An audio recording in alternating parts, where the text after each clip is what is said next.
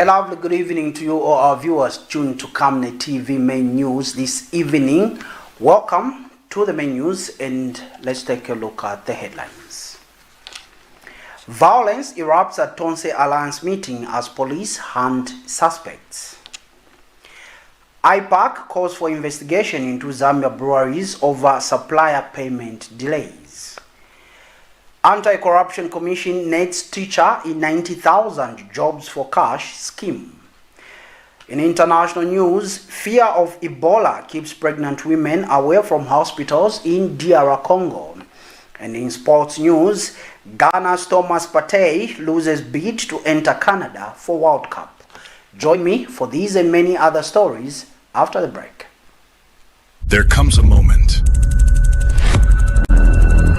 when ordinary ends and greatness begins. The Healing Word Ministries International proudly invites you to a powerful 5 days revival conference. Theme, Stepping into Reloaded Greatness. Genesis chapter 12, verse 1 to 3, hosted by Pastor Victoria Chaluba, alongside anointed ministers of God, Papa Billy Lubanza of Flaming Fire Ministries, Kabwe, Dr. Abedi Bwanika from Christ Witness Church, Uganda, and Father Robert Sahubwa of the Anglican Church in Zambia. Come expecting healing, breakthrough, restoration, and divine direction. This is not just a conference. This is your moment of transformation. Beginning 2nd July at HWMI with powerful worship by the HWMI praise team. Don't miss what God is about to do. See you there.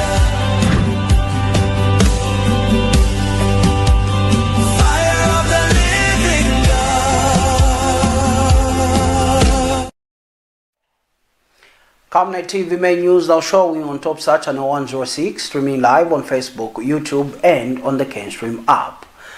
With the main news in detail, I'm Tapelo Joe Smarter. Police in Lusaka have launched a manhunt for suspects linked to an incident of malicious damage to property and theft that allegedly targeted TONSE Alliance supporters in Mandevu compound. According to a statement issued by Zambia Police Service Public Relations Officer Godfrey Chilavi, the incident occurred at Mutambe ground on June 16 around 15 hours.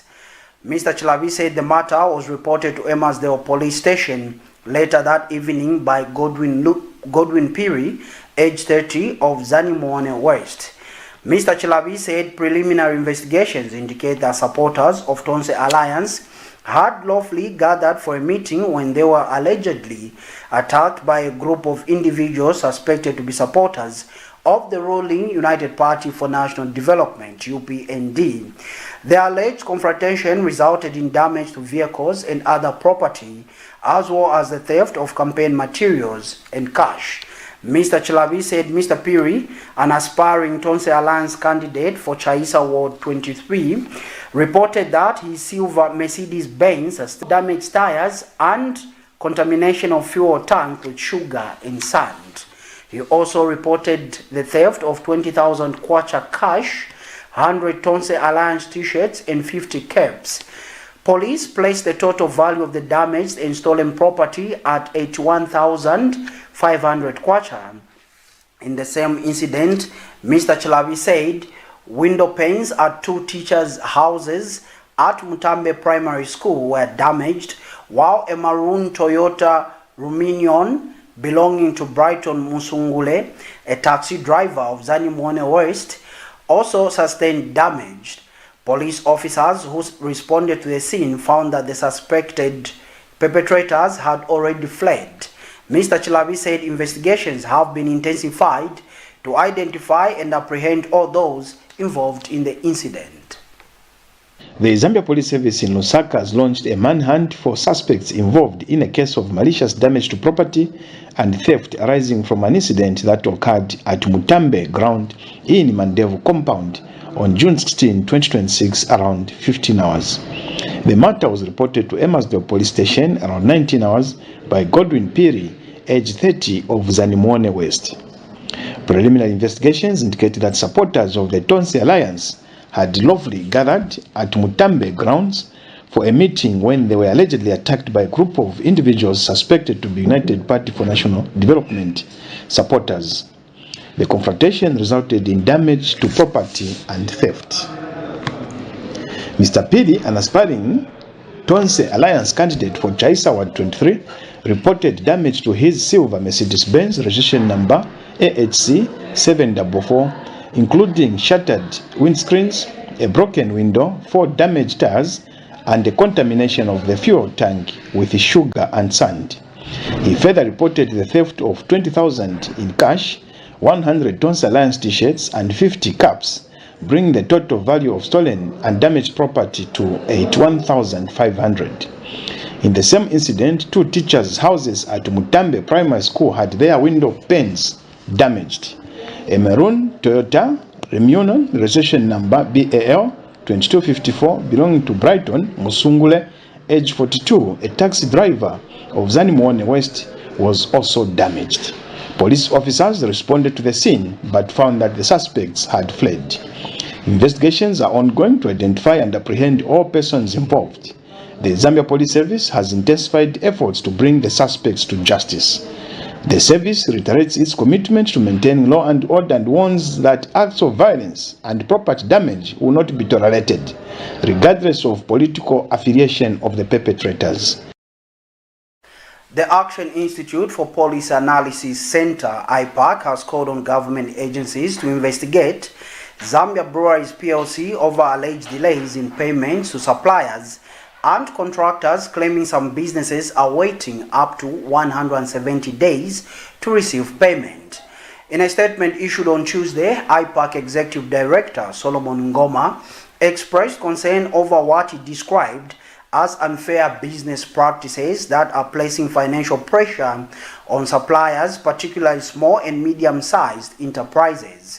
Mr. Ngoma said evidence available to the organization indicates that some suppliers are experiencing payment delays of up to 170 days, despite operating in a market where most commodities are sold on a cash basis. He argued that such delays undermine efforts to promote private sector growth and are inconsistent with government calls for efficient business operations that support economic development.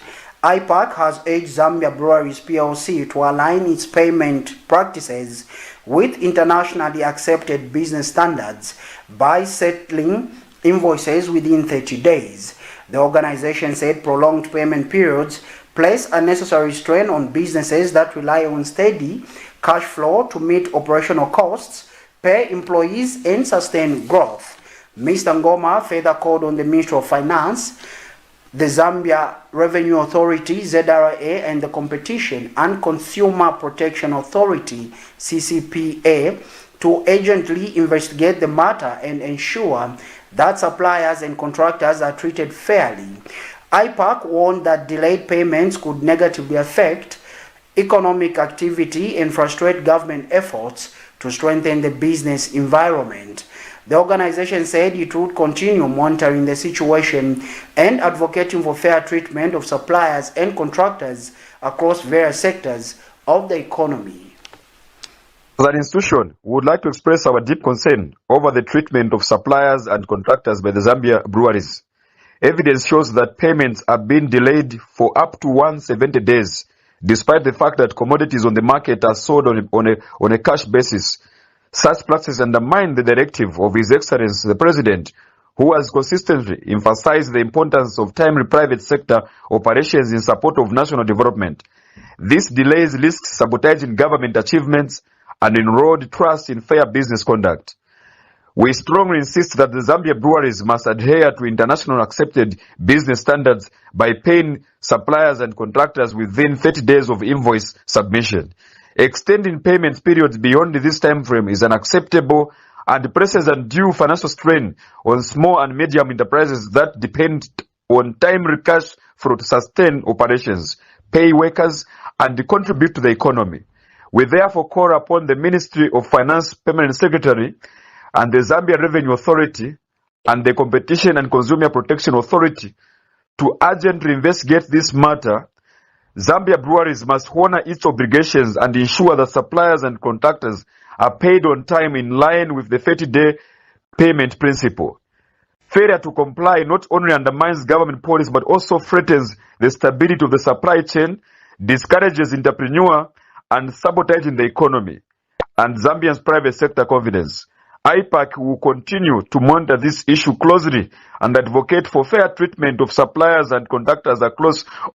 The Anti-Corruption Commission ACC has arrested a Lusaka secondary school teacher for allegedly soliciting and receiving money from a job seeker in exchange for facilitating employment under the Ministry of Education. Charles Mubita, age 30, of Kamwala South, has been charged with 1 count of corrupt practices by a public officer contrary to Section 19(1) of the Anti-Corruption Act, Chapter 91 of the laws of Zambia. According to a statement by ACC, accessed by Camnet News, investigations established that between June 1 and June 15, 2026, Mr. Mubita, a teacher at Robert Dean Secondary School, allegedly demanded 90,000 kwacha from a complainant to secure employment for the complainant's sister under the Ministry of Education. The commission said the suspect allegedly received 50,000 kwacha and later demanded an additional 40,000 kwacha to complete the arrangement.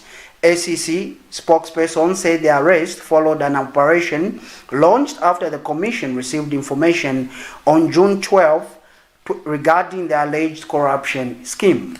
During the operation, Mr. Mubita allegedly received 5,000 kwacha as part payment of the outstanding 40,000 kwacha, leading to his arrest. The commission has since warned members of the public against paying bribes in exchange for employment opportunities, noting that recruitment into public service institutions is conducted through established procedures.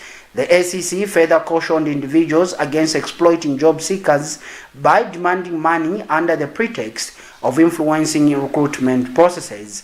Mr. Mubita has since been released on police bond and is expected to appear in court soon. A governance activist has called on the media to play a more active role in promoting accountability during election campaigns by ensuring candidates provide clear plans on how they intend to address national challenges. Speaking during a live interview program today on political campaigns and media coverage, Charlotte Salivaji Nace emphasized that politicians should not be allowed to make broad promises without explaining how they will achieve them. She noted that voters need practical solutions rather than repeated campaign statements, adding that the media has responsibility to question candidates on their proposed policies and implementation strategies. She said the media should pick up the campaign issues and ask candidates to explain how they intend to deliver on their promises. She further said that it should not be enough for politicians to simply make statements and move on. Ms. Ness highlighted the importance of issue-based campaigning, where political parties and candidates are expected to present detailed programs that address the concerns of ordinary Zambians. She further observed that media houses provide platforms for political actors to communicate to voters and should use these opportunities to scrutinize promises being made during campaigns. She stressed that journalists should consistently ask candidates how they plan to improve public services and address the challenges facing communities, arguing that such engagement would help voters make informed decisions. Ms. Ness said effective media oversight during election periods can help shift political discourse from rhetoric to measurable commitments and performance-based leadership. It's just one way, and you have rightly put it. How do people differentiate? Oh, if I were to be honest, the only people who can assist in this is through the media. The media will pick up the campaign process. The candidates are coming to the media houses, and you will be able to ask them, "Sir, we heard you. Can you kindly elaborate? Can you kindly explain to us, how do you intend to because there should be a roadmap. It is not just saying ABCD. Those who end up coming, how do you intend to fund? How is it to benefit us? Is it a priority? There are very key questions that electorates must be asking. But during those campaign rallies, it's a complete non-starter. So we are so dependent on you, the media, to invite, or even them, the political parties, must pay for space with the media houses where they're able to express themselves. They should take it up. They should show to us that they mean well. They care about us. They are funding programs. So if they don't have that opportunity during those rallies, they at least should be able to explain to us how they intend to deliver those campaign promises. Otherwise, those are just statements that they get on with it. United SNPC for Zambia UPPZ leader Charles Chanda has endorsed President Hakainde Hichilema for a second term in office, urging Zambians to support the UPND alliance in the upcoming August elections. Speaking to journalists, Mr. Chanda said President Hichilema deserves another 5 years to continue implementing his development agenda and consolidating gains made during his first term. Mr. Chanda, whose party is part of the UPND alliance, said his endorsement was motivated by a desire to see continued national development and stability rather than personal interests. He argued that President Hichilema has exceeded the expectations of many Zambians and should be given an opportunity to complete ongoing programs aimed at improving the country's economic and social conditions. Mr. Chanda also referred to recent statements by opposition figures offering to provide the president with an aeroplane for his travels after the elections, saying such remarks suggested recognition of the president's performance while in office. He said the next 5 years would provide an opportunity to build on the foundation laid during the first term, which he described as a period focused on addressing challenges inherited from the previous administration. Mr. Chanda called on Zambians to rally behind the UPND alliance and support efforts aimed at promoting national unity, peace, and economic growth. Congratulate His Excellency the President for the latest news that I heard, which is very encouraging. I heard that he has been promised an aeroplane. And the people that have promised an aeroplane are actually telling us that he has done very well in his first term. So, Mr. President, it's not only those that are within the alliance or those that are within UPND that have seen your works, even those that are your competitors, they've seen how much you have worked. The only advice we can give is that for now, that aeroplane can wait, so that you finish your 5 years, and then I'm sure it may be 2 aeroplanes. So keep doing the good works, and we are saying what the president needs now is the vote from everyone, those on the left and those on the right, those opposing and those proposing. Let's give him another 5 years so that the works that he has begun will be complete. Congratulations, Your Excellency. We now go to Kabwe Central Province, where Family Development Initiatives, FDI, has launched a 5-day Trainer of Trainers workshop in Kabwe aimed at expanding the use of a digital health platform to improve community healthcare services across Zambia. FDI team leader Sheikh Yusuf Ayami said the workshop is preparing district health personnel from more than 13 districts to train community health workers in the effective use of the Community Health Information Platform, CHIP. The training program is being funded by the Churches Health Association of Zambia, CHAZ, with support from the Global Fund. Mr. Ayami said CHIP allows community-based volunteers to collect and submit household health information directly into the national health system using digital tools, replacing traditional paper-based reporting methods. He explained that the platform helps health authorities identify missed childhood vaccinations, gaps in antenatal care services, shortages of medicines, and sanitation-related challenges in communities.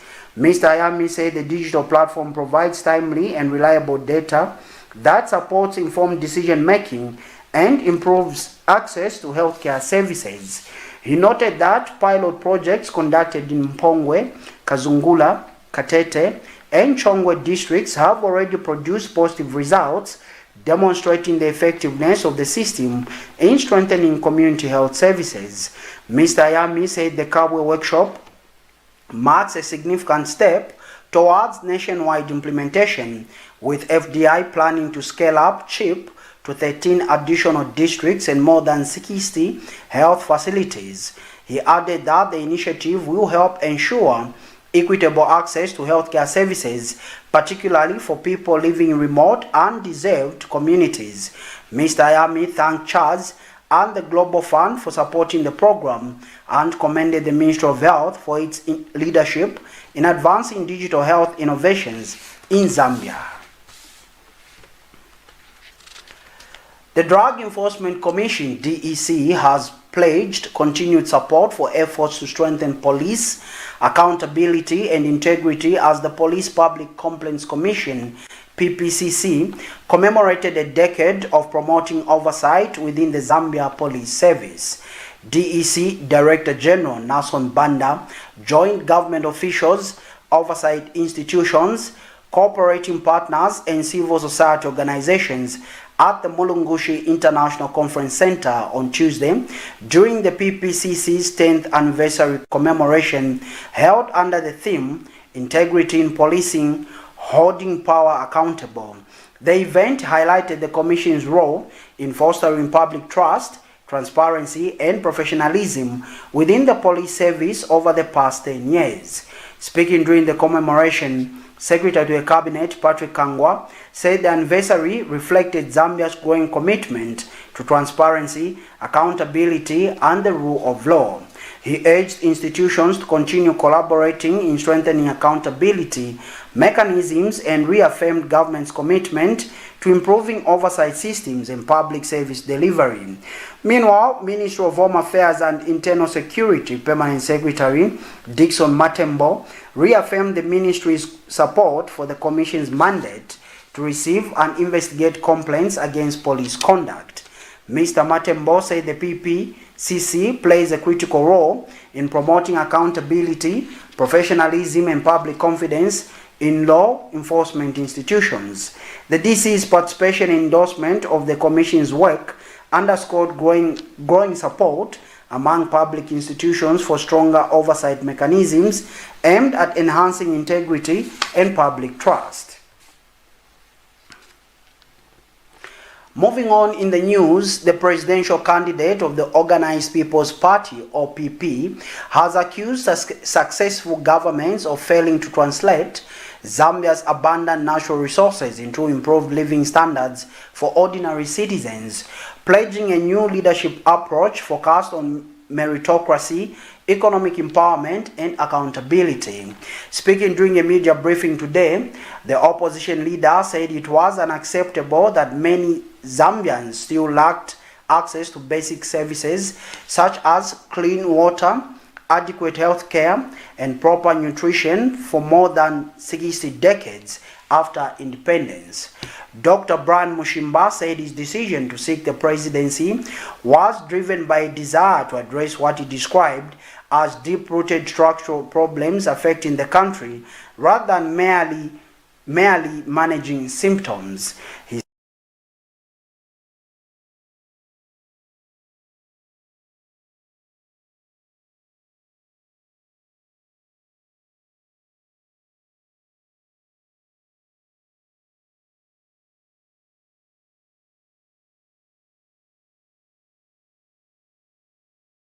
that are responsive and accountable to citizens.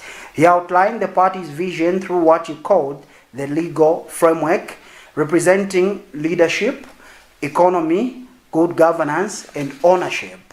Under his leadership, Dr. Mushimba pledged to appoint qualified professionals to positions based on merit and subject them to strict performance contracts. He also promised to introduce a strict leadership code of conduct aimed at preventing conflicts of interest among public officials. On the economy, Dr. Mushimba said an OPP government will prioritize grassroots economic activities and create 4 million jobs within its first 5 years in office. He argued that increasing employment and disposable incomes would stimulate demand for goods and services, expand entrepreneurship, and ultimately lower the cost of living. The opposition leader also emphasized the importance of good governance, promising to protect democratic freedoms, uphold constitutionalism, and ensure state institutions operate fairly and independently. He criticized what he termed the politicization of law enforcement agencies and stressed that citizens should be free to question and challenge government without fear. We are relatively rich as a nation. We're endowed with a lot of resources.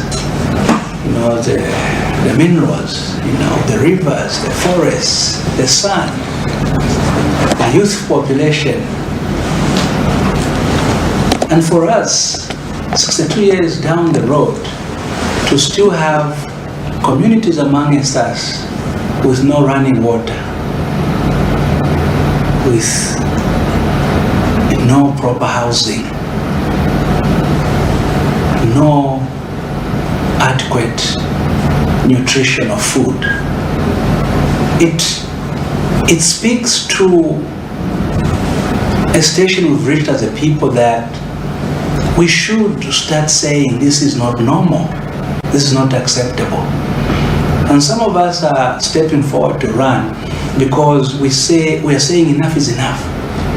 Zambia is a small country, 22 million people with a lot of wealth, that if we organize ourselves properly and govern ourselves properly, we should be able to be a prosperous country and live better than we are living, all of us. I'm not speaking about some of you that are in the 1% that can afford a certain lifestyle. I'm speaking to my mothers and fathers in compounds, in markets, in rural communities, where even getting a Panadol from a clinic is a challenge. It's unacceptable in 2026 for any Zambian to be subjected to that. And we as the Organized People's Party, and me as a presidential candidate for the OPP, we've stepped forward to say enough is enough. We can organize ourselves better as a people. We can give ourselves rules and regulations that bring fairness, equality, and justice. We can repackage and revive our economy so it works for everyone. We can own our economy. We can do many of these things. Government through the Road Development Agency, RDA, is said to release 4 million kwacha this week to commence rehabilitation works on the Chinsali-Mulilansolo Road in Muchinga Province. The funds form part of an initial 14.5 million kwacha allocation earmarked for the rehabilitation of the road, which has long been cited as a major challenge for communities and farmers in the area. Speaking during the final phase of his familiarization tour, Permanent Secretary Dr. Tuesday Bwalia said the Road Development Agency will work closely with the Chinsali Municipal Council to undertake the rehabilitation project. Dr. Bwalia said he had personally traveled on the road and witnessed its poor condition, describing it as deplorable and in urgent need of attention. He assured Chief Nkweto and Chief Mwanga that government remains committed to improving the road infrastructure to enhance connectivity and economic activities in the district. The Permanent Secretary said the rehabilitation project aligns with President Hakainde Hichilema's vision of opening up districts to economic development through improved road networks. He noted that the upgraded road will enable farmers to transport their produce to markets more efficiently, thereby improving livelihoods and supporting local economic growth. Dr. Bwalia further stated that once completed, the road will serve as a shorter route to Isoka, facilitating trade and movement of goods between the two areas.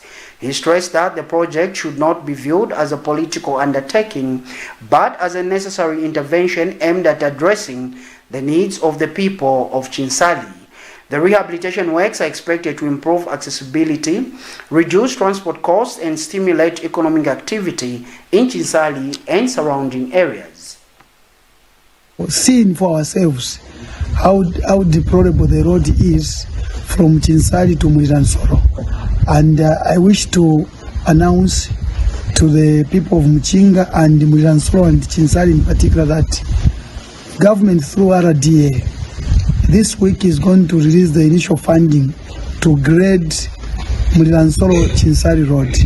There will be a 4 million kwacha which will be given to RDA to work with the council, Chinsali Municipal Council, to grade the Mwilansoro Chinsali Road so that it becomes passable, motorable. For now, the road is in bad shape, and we shall work on the road. We are not doing this because of politics. We are doing this because this is what this government does. It wants to open up areas, and the Mwilansoro Chinsali Road is a very important road. In the future, they are having plans to turn that into a third road. But for now, what we are going to do is to grade it so that it is motorable, to allow our people to move smoothly from point A to B. That's what I would want to say. Thank you very much. And that particular story from Mchinga province takes us to our first set of commercials. But do join us for international and sports news when we come back. Do stay tuned.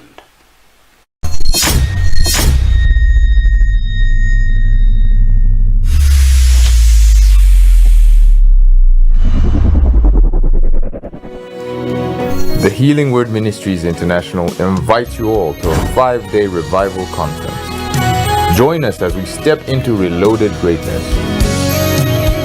Genesis chapter 12 verse 1 to 3 with our host, Pastor Victoria Chaluba. Our speakers will be Papa Billy Lubansa from Flaming Fire Ministries in Kabwe, Dr. Abedi Bwanika from Christ Witness Church, Uganda, and Father Robert Sihubwa from the Anglican Church. Our venue is at the Healing Word Ministries International in Ibex Hill off of Kablonga Road. The gathering is on the 2nd of July from 17 hours to 20 hours. Also, on the 3rd to the 7th of July from 9 hours to 16 hours. We have the music coming from the Healing Word Ministries praise team. See you there.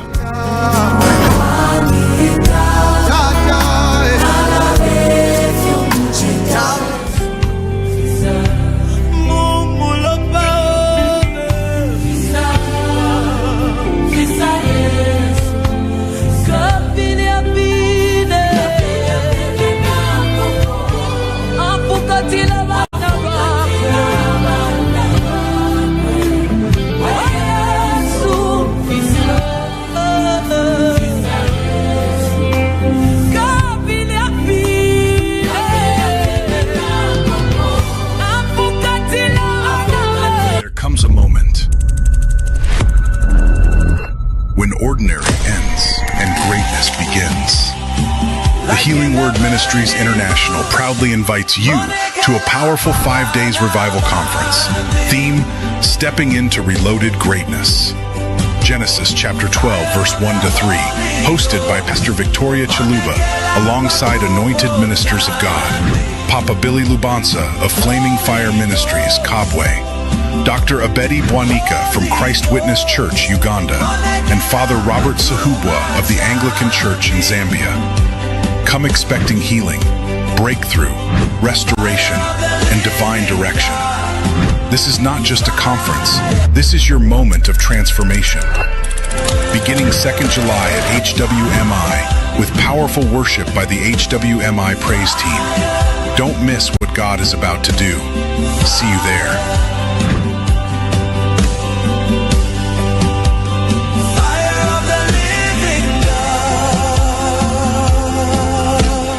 potatoes, the unsung heroes of flavor.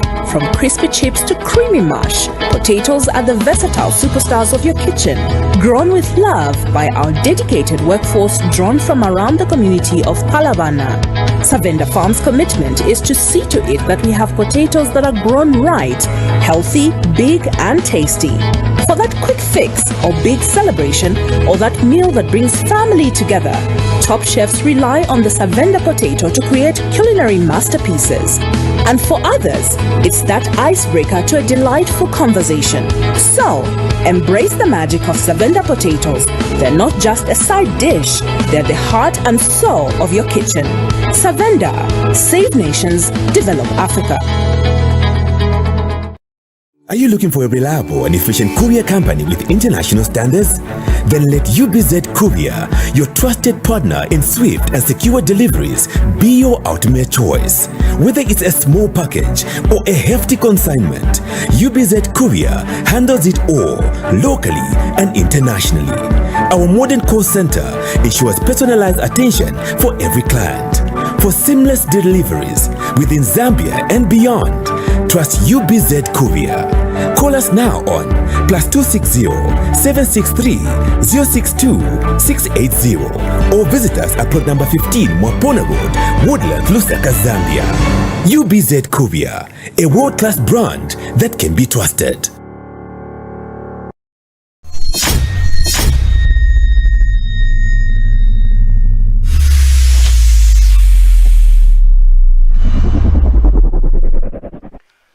Welcome back and thank you so much for still joining us on the Camnet News Desk. And now in international news. In the Democratic Republic of Congo, the Ebola outbreak is triggering a secondary health crisis as growing numbers of pregnant women avoid hospitals for fear of infection or being placed under observation. At Benedict Clinic in Bunia, prenatal consultations have dropped dramatically. According to the clinic's medical director, Dr. Sani Mwembo, attendance has fallen from around 60 expectant mothers per month to just 10 since the outbreak began. Among those staying away is 26-year-old Esther Lutula, who is expecting her second child. She says concerns about Ebola screening procedures have led her to suspend her prenatal care. Ms. Lutula's fears intensified after a relative died from the virus. 1 month after the outbreak was officially declared, health authorities have reported 782 confirmed cases and 181 deaths across the 3 affected provinces. The virus continues to spread rapidly in the remote areas where population movements make contact tracing more difficult. Health professionals warn that avoiding medical care could have serious consequences for mothers and their babies. Health authorities and humanitarian organizations are now working to reassure communities that preventive measures are in place at healthcare facilities, hoping to prevent the Ebola outbreak from causing a parallel maternal health crisis. Here is a roundup of international stories courtesy of Africa News.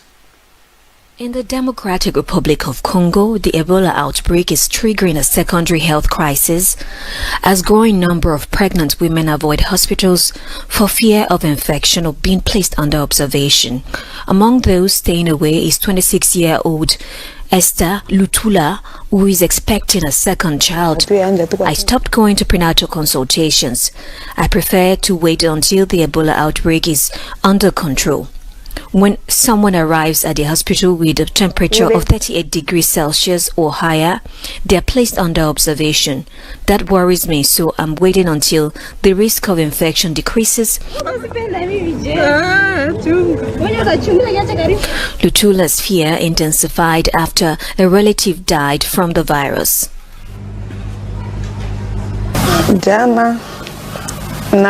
My sister's sister-in-law died on Sunday. She worked in a bakery, learned that she had died from Ebola. I was afraid to attend the funeral. My husband advised me to stay at home because pregnant women are particularly vulnerable to the disease.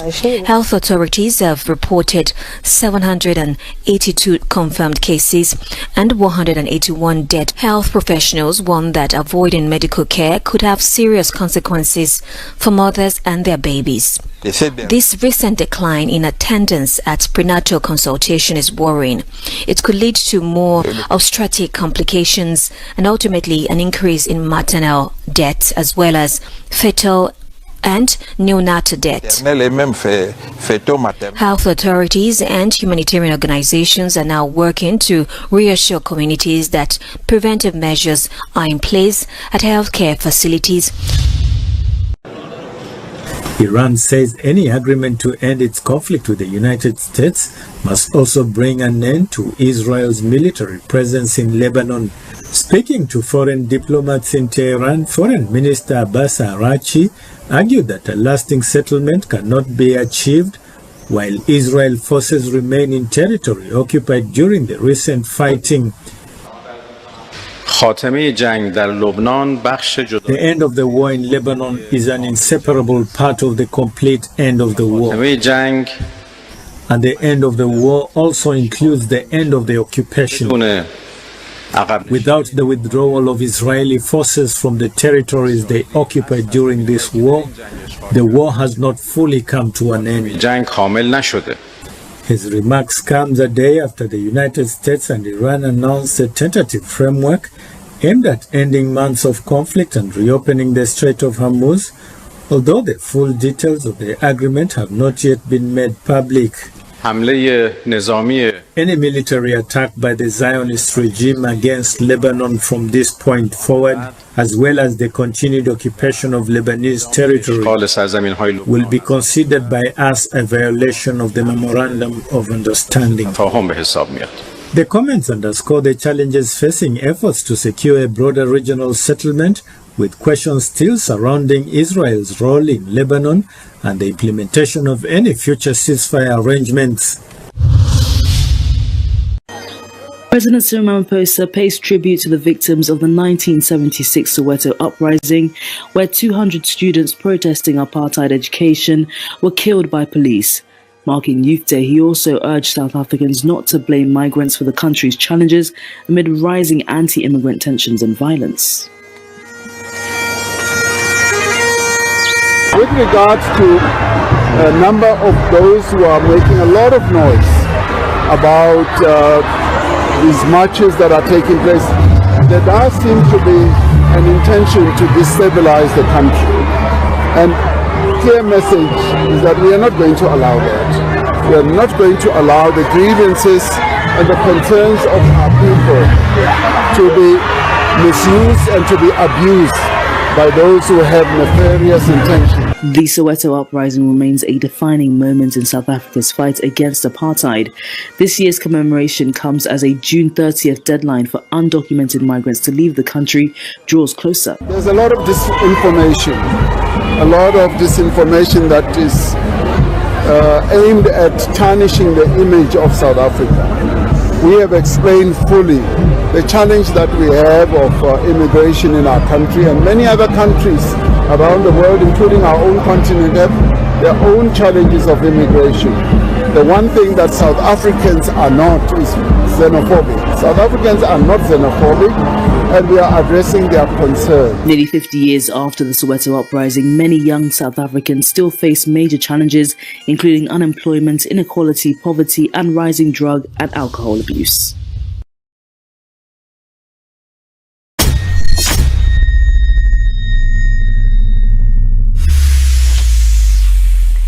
And finally, in sports news this evening, Ghana midfielder Thomas Partey has lost a court challenge to allow him to enter Canada for his team's World Cup opener in Toronto. Ottawa denied Partey's visa over 7 charges of rape and 1 count of sexual assault brought against him in Britain. Accra requested an injunction to set aside the decision, but it was denied by a federal judge on Tuesday. Ghana's foreign minister called the ruling high-handed and extremely unfair, Accra has sent an official note of protest to Ottawa, formally asking for the decision to be reviewed. Canada's foreign ministry told AFP that it maintains regular diplomatic engagement with Ghana, including on consular and migration-related issues when they arise. But the ministry declined to comment on discussions with Ghana about PARTEY's exclusion and said decisions on entering the country are made by Immigration, Refugees and Citizenship Canada, IRCC. IRCC said Canada has been consistent that hosting major events does not change Canada's immigration laws. The Black Stars will play Panama on Thursday. Shortly before the decision was handed down, Ghana's veteran coach Carlos Queiroz told reporters in Toronto that his side would be ready regardless of the court outcome. Ghana midfielder Thomas Partey has lost a court challenge to allow him to enter Canada for his team's World Cup opener in Toronto. Ottawa denied Partey's visa over 7 charges of rape and 1 count of sexual assault brought against him in Britain. Accra requested an injunction to set aside the decision, but it was denied by a federal judge on Tuesday. Ghana's foreign minister called the ruling high-handed and extremely unfair. Accra has sent an official note of protest to Ottawa, formally asking for the decision to be reviewed. Canada's foreign ministry declined to comment. The Black Stars are set to play Panama on Thursday. Before the court ruling came down, Ghana's coach Carlos Queiroz said his team would be ready regardless of the outcome. Panama's coach Thomas Christiansen said Ghana will pose strong competition even without the former Arsenal player. And that particular news item, courtesy of African News, brings us to the end of this edition of Main News on Camnet TV. But before we go, we take a quick recap of stories that made headlines. Violence erupts at TONSE Alliance meeting as police hunt suspects. AIPAC calls for investigation into Zambia breweries over supplier payment delays.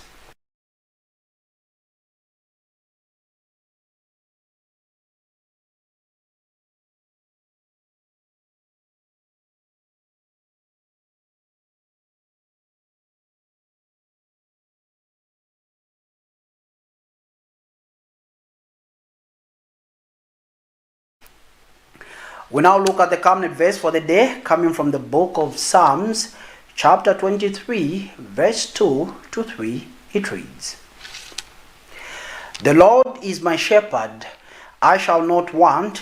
He maketh me lie down in green pastures. He leadeth me beside the still waters. He restoreth my soul. He leadeth me in the paths of righteousness for his name's sake." That ends the Bible reading, and that concludes this edition of Main News on Camnet TV. But dear viewer, like always, do remember that Camnet TV is not just another channel. Now showing on Topstar channel 106, streaming live on Facebook, YouTube, and on the CanStream app. On behalf of the entire production team, I'm Tapelo Joe Smata. Good evening and God bless.